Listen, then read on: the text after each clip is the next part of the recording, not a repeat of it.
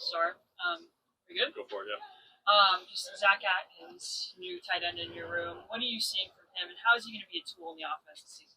Well, the last two practices have been like his first practices being back. He was out for a couple weeks there, dealing with something. But since we've had him back, he's been productive. I think he does a really good job running and catching the football. But now we just got to work on techniques and we got to work on the playbook, seeing the signal, processing the signal, and then executing his job. Adam, go ahead. Sav'ell Smalls obviously was a converted player to your room last year. How have you seen his development from that experience last year? Savell does anything you ask him to do, and he's really come a long way. He was put in an uncomfortable situation last year, asking him to do something that he hasn't really done, but he's totally embraced it. He's like very coachable. He works at the position. He embraces the position, and we've seen growth from last year to this year. Shoot, we've seen growth from spring practice 1 to where we're at now. He just keeps getting better and better, and that's what I expect from him at this point. So he's doing a great job.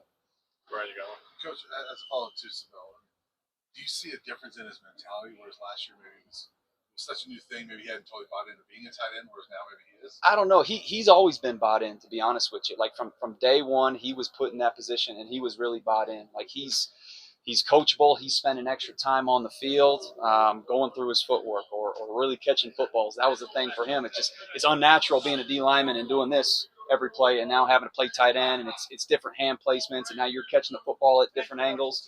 So he's had that same mindset the whole time. To be honest with you, he's been great. Jack, go ahead. Just want to go back to Zack Atkins. Just what made him an intriguing target for you guys in the portal? He could run and catch. He had a chip on his shoulder. Like he's a D2 guy, but he had all the tangibles and all the qualities and traits that we look for. He could run. He could catch. He had the length. He was really tough. Like on his tape, we saw him striking people. Like he wasn't afraid to put his face mask in people and use his hands.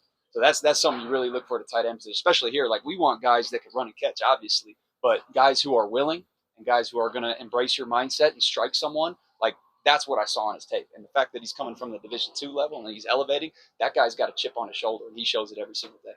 So you go ahead. Coach, just what have you seen from the freshmen that you have in your room, and how is it bringing those guys along to be game ready as true freshmen?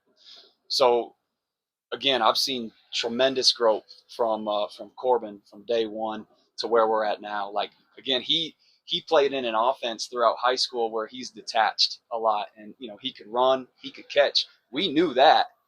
Big kid, he's got the length, he's got the size, he's going to be strong enough. Like now that's on me. I got to work out the techniques. I got to work out the footwork. I got to work out the hand placement and really just the run blocking aspect of it. That's what he's got to embrace, and that's what he's doing right now. So, like, he got off to a slow start, and that's going to happen when you're a new guy. Like, he should be going to prom next week. You know what I mean? He really should. But he's here. He's playing college football. We just throw him into the fire, and he's handling it. He's seeing growth. He's going through adversity every single day, but he loves it, and he's a really coachable kid. So I'm excited to see his growth. I think he's going to be a great player. Scott, go ahead. Hey, Coach, what do you think consistently having a tight end, maybe the two tight ends on the field, can do for the identity of this offense here? Well, I think it'll show a commitment to running the football, right? Like if we got two guys that could do it, the defense, they got to play us honest. If they know there's a tight end on the field that could run and that could block, now the defense, they got to play more vanilla. And they got to decide what they got to do. If they're playing the run, well, we may have a vertical threat now in the pass game. If they're playing the pass, now we could line up in 11 or 12 personnel and we could run the ball. So I think having a capable tight end that could do all those things, it makes the defense play honest. Pat, go ahead.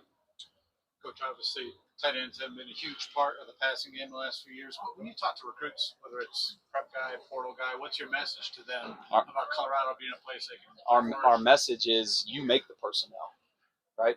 You make the personnel. We sat in 10 personnel last year. We had really high quality receivers, right? So us as coaches, I mean, we look at it from a 30,000-foot view, like we're going to put the best players on the field.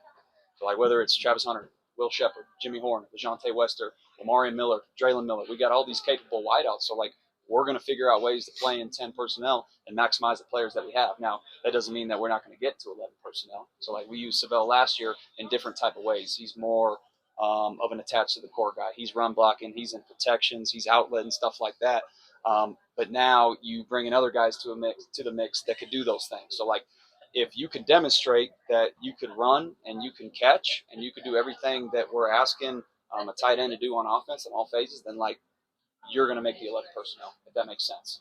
The best players are going to play. Last one, Brian. Coach, you're working with inside receivers too, right? No, You're no, I'm Okay. not. No, Okay, I thought I'd Nope. seen that. no, not anymore. No. Okay, all right. So, I mean, with that group, right, you guys have to work with them a little bit. Sure. Yeah, What we're are you doing some seeing of the out same of that things. receiver group? I mean, you're a natural receiver, but Yeah. some of those younger receivers, especially, like, what do you see out of them?